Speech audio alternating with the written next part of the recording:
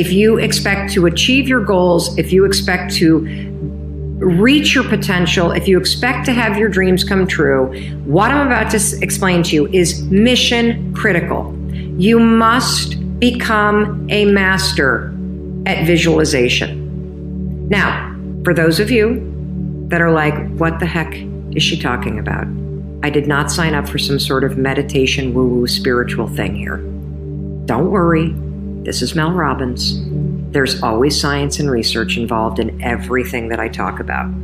So visualization is a extraordinarily powerful skill. And you may have heard of the law of attraction. You may have heard of the word visualization. You may have heard of the word manifesting. I call it seeing signs. So I'm a master at seeing positive signs. I am a master of creating coincidences. I have the world's most incredible luck. You want to know why? Because I understand the science and the skill of visualization. I know that your brain, it is a gigantic detective machine. Your brain is a filter. Your brain is constantly looking for evidence. And that's good news. It's good news when you know how to use it to your advantage. Let me explain. So your brain has a system in it. Here's the technical term. It's called the reticular activating system. It is a network of neurons all up in here. And what is the job of the reticular activating system? It is a filter system. It's basically a system that allows certain information in your brain and it blocks out other information. And guess who programmed that filter? You did. And so did the people from your past. And so if you constantly feel like you're unlovable, guess what? Your reticular activating system is going through the day and it is going to point out every single piece of evidence that confirms that negative belief that you have. If your goal is to improve your self-worth, I want you to visualize what your life looks like and how you're going to feel about yourself when your self-worth has improved. Here's how you're going to do it. So there's two things that you have to do when it comes to visualization. You have to close your eyes. Truly, I know it sounds stupid, but I want you to close your eyes and I want you to, in your mind, have a specific picture of what it looks like in your life when your self-worth has improved. You're going to see yourself speaking up at work.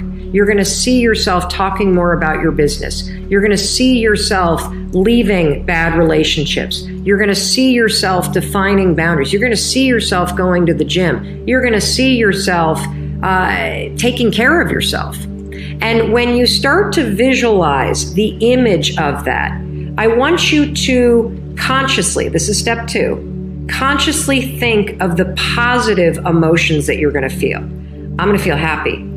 I'm going to feel proud. I'm going to stand taller. I'm going to be so grateful that I made this change.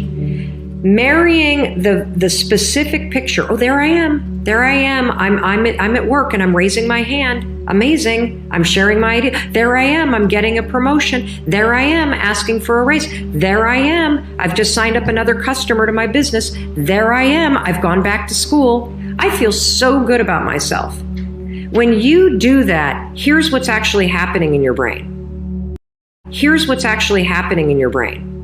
This is the cool science part. You are training your brain to have a totally different filter. You see, your brain, my brain, it doesn't know the difference between something that actually happened to you, like the F you got in your test in 10th grade, and the things you imagine that are happening to you. Let me say that again. Your brain doesn't know the difference between the bad things that actually happened to you, the real memories that you have, and an imagined memory that you're creating.